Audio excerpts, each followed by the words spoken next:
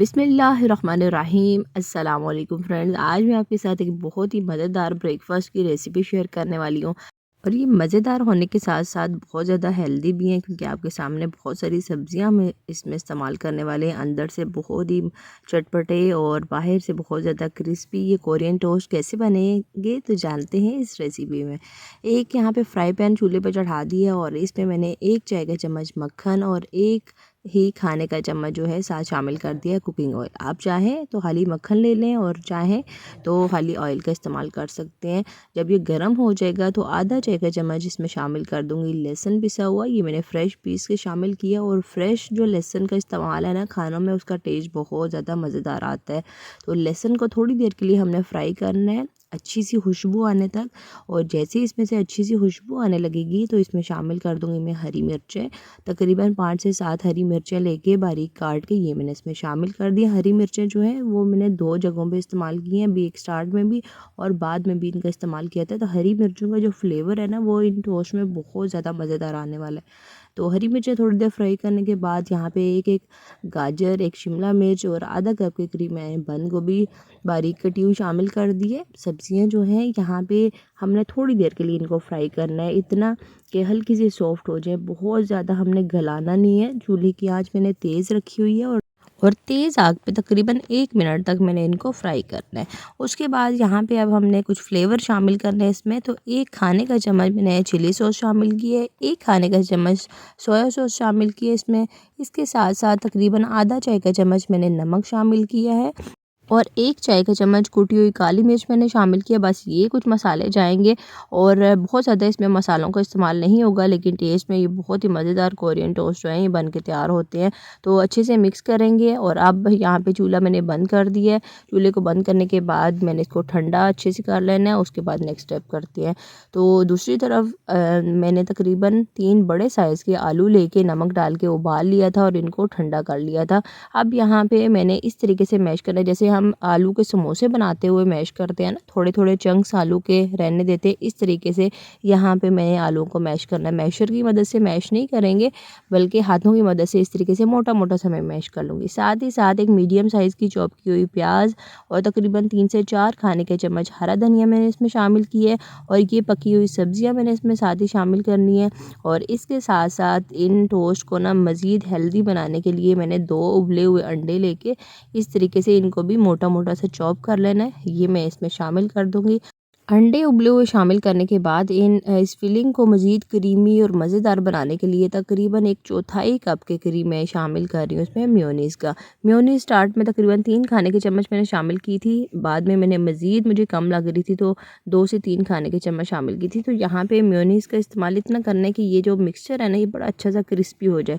यहाँ पे मसाला मैंने चखा था, मसाला मुझे थोड़ा सा फीका लग रहा था, तो इसमें मैं अब थोड़ी सी नमक और मिर्च मज़ीद शामिल कर रही हूँ। ये जो फिलिंग तैयार की थी ना ये थोड़ी सी चटपटी सी तैयार की थी, साथ आधा चाय का चम्मच नमक शामिल किया था और तकरीबन 3 खाने के चम्मच मैंने मेयोनीज़ का इस्तेमाल मज़ीद किया था। तो ये थोड़ी सी चटपटी सी फिलिंग मैंने बनाई थी। अगर छोटे बच्चों के लिए बना रहे हैं तो आपने इसमें मिर्च की मिकदार अपनी मर्ज़ी के मुताबिक कम ज़्यादा जो है वो कर सकते हैं। और साथ मैंने तकरीबन 2 से 3 हरी मिर्चें भी शामिल की थी। मिक्सचर हमारा तैयार हो गया, इसको रखते हैं साइड पे। अब यहाँ पे आधा कप मैंने लिया है कॉर्नफ्लोर और इसमें थोड़ी थोड़ी मिकदार में नमक और कुटी हुई लाल मिर्च और सुरख मिर्च जो है ये मैंने शामिल किया। ये अब जो बैटर बना रहे हैं ना ये हमारे टोस्ट को बाहर से बहुत ज़्यादा क्रिस्पी बनाएगा। तो नमक मिर्च का इस्तेमाल करने से ना बाद में फिर बहुत ज़्यादा फीके टोस्ट जो है बाहर से नहीं लगेंगे। तो ये यहाँ पे देख सकते हैं इतनी थिकनेस होनी चाहिए कि चम्मच मैंने इसके अंदर शामिल किया तो इसका जो ये बैटर है ना ये चम्मच के ऊपर अच्छे से लगा हुआ है, तो इतना थिक जो है इसको होना चाहिए। अब यहाँ पे ब्रेड के स्लाइसेस लिए, इसके ऊपर मैंने केचप लगा दी है। केचप लगा लें या चिली गार्लिक सॉस लगा दें या कोई भी सॉस आप इसके ऊपर लगा सकते हैं। केचप अच्छे से मैंने लगाने के बाद ये जो आलू का मिक्सचर हमने बना के रखा था सब्जियों का, ये मैंने इसके ऊपर अच्छे से अप्लाई कर देना है। ये मिक्सचर खूब भर भर के लगाऊंगी क्योंकि ये चटपटा सा जो मिक्सचर है ना बड़ा मज़ेदार सा लगता है। कोरियन टोस्ट शायद इतने स्पाइसी नहीं होंगे लेकिन हमारे एशियन कंट्रीज़ में आपको पता है बहुत कम मिर्च मसालों वाला खाना आपको पता है कि बिल्कुल फीका लगता है, तो मिर्च मसाले आप अपनी मर्ज़ी और टेस्ट के लिहाज से शामिल कर सकते हैं। और बच्चे हों या बड़े सभी को बहुत ज़्यादा इंशाल्लाह ताला पसंद आने वाले हैं। तो यहाँ पे ये जो दूसरे ब्रेड के स्लाइस ये इनके ऊपर रख देंगे। अब ये जो मिक्सचर कॉर्नफ्लोर वाला बना के रखा था, इसमें अच्छे से मैंने इसको डिप करना है। और यहाँ पे ब्रेड को आपने कॉर्नफ्लोर में छोड़ना बिल्कुल भी नहीं तो फिर ये रुई की तरह नरम हो जाएगा और आपसे बिल्कुल भी हैंडल नहीं हो पाएगा। अच्छे से डिप करने के बाद मैंने दूसरी तरफ ब्रेड क्रम्स जो हैं ये बना के रखे हुए थे। सिंपल जो किनारे बच जाते हैं ना, उन्हीं को मैं हमेशा करती हूँ कि ग्राइंडर में डाल के अच्छे से ग्राइंड कर लेती हूँ। बाज़ार से मैंने कभी भी नहीं ख़रीदे और घर में बहुत अच्छे सस्ते में ये ब्रेड क्रम्ब जो है ब्रेड के किनारों से बन जाते हैं। तो अच्छे से ब्रेड की कोटिंग ब्रेड क्रम्स की है और उसके बाद पहले से गर्म ऑयल में मैंने डाल दिया इसको। और यहाँ पे चूल्हे की आंच मैंने स्टार्ट में तेज़ रखी थी। अब दरमियानी आग पे 2 से ढाई मिनट तक एक साइड से फ्राई होगा और इसी तरीके से दूसरी साइड से भी हमने अच्छा सा प्यारा सा कलर आने तक और अच्छा सा क्रिस्पी होने तक हमने इसको फ्राई करना है। बहुत ज़्यादा ऑयल जो है वो खौलता हुआ गर्म नहीं होना चाहिए, नहीं तो फिर ब्रेड अंदर जाते ही फ़ौरन कलर आ जाएगा और फिर इतनी अच्छी क्रिस्पी नहीं हो पाएगी। दरमियाना सा आपने गरम रखना है, इतना गरम होना चाहिए कि इस तरीके से बबल्स उठने चाहिए और हमारे जो ये टोस्ट है ना ये बाद में भी बहुत अच्छे क्रिस्पी रहेंगे देर तक। तो यहाँ पे हमारे टोस्ट क्रिस्पी बहुत ही मज़ेदार से तैयार हो चुके हैं और इसको मैंने निकालना है। यहाँ पे मैं इसको जाली में रख रही हूँ ताकि सॉफ्ट ना होने पाए। आगे पीछे से हवा लगेगी ना तो ये नरम नहीं पड़ेंगे, क्रिस्पी ही रहेंगे। इसी तरीके से बाकी सारे भी हम फ्राई कर लेते हैं और यहाँ पे माशाल्लाह से देख सकते हैं काफ़ी सारे माशाल्लाह से बने थे।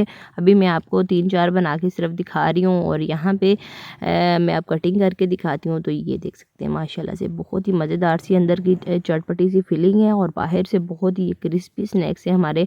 तो इसको कटिंग करके डिश आउट करके फिर मैं आपको दिखाती हूँ।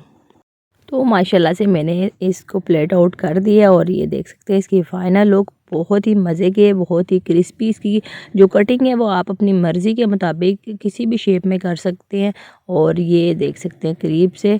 तो इस ज़बरदस्ती रेसिपी को बच्चों के लंच बॉक्सेस में बनाएं, शाम की चाय के साथ बनाएं या ब्रेकफास्ट में बनाएं, किसी भी टाइम आप इसको बना सकते हैं। बनाना इसको बहुत ही आसान है, फिलिंग आपकी तैयार हो तो फिर इसको बनाना कुछ भी मुश्किल नहीं है। तो इस ज़बरदस्ती रेसिपी के साथ मैं आपसे इजाज़त चाहती हूँ। वीडियो को लाइक और अपने फ्रेंड्स एंड फैमिली में शेयर करना मत भूलिएगा और चैनल पर अगर आपने फर्स्ट टाइम विजिट किया तो सब्सक्राइब ज़रूर करिएगा। तो मिलते हैं फिर किसी और नई मज़ेदार वीडियो के साथ, तब तक के लिए अल्लाह हाफिज़, फ़ी अमान अल्लाह।